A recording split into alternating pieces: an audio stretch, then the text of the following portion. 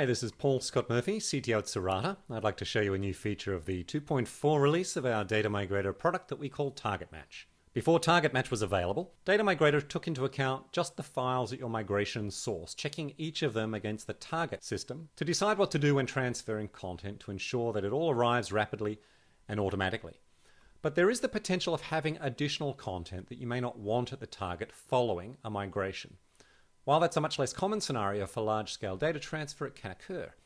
For example, you may be migrating to a storage service that's been used before, or you may have already attempted to use less capable tools, resulting in some inconsistent data. You might simply not be certain about the content in your data lake. Now, addressing those problems at scale is challenging without the right tools, so we've added support for Target Match in Data Migrator to solve them from all of those scenarios and more. Making that simple, scalable, efficient, and automated was really central to our approach. Let me show you how.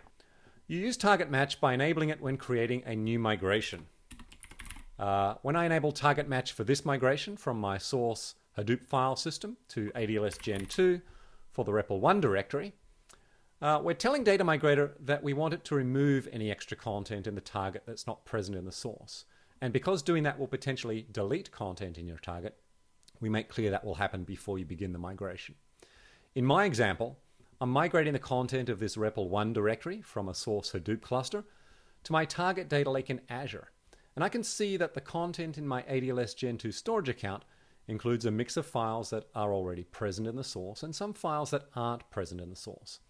What I want Data Migrator to do is automatically identify and remove any extra content in addition to transferring the content that's not present, so that the outcome is a completely consistent set of data in my data lake.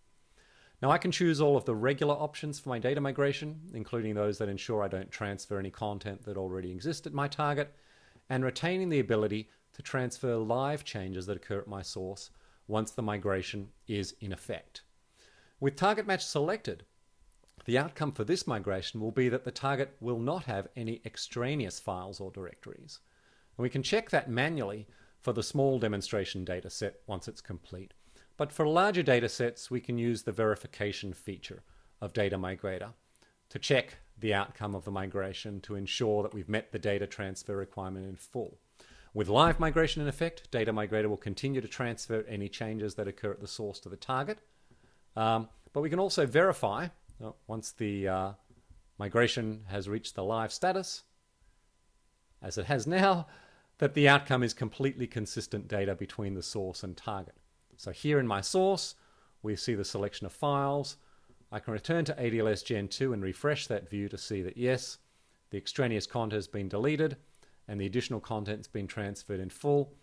Equally, the outcome of the verification report, once that's complete, verification scan has been completed, and Data Migrator is comparing that content now to produce the report for me, in which it will show that we've got completely consistent data between my source and target.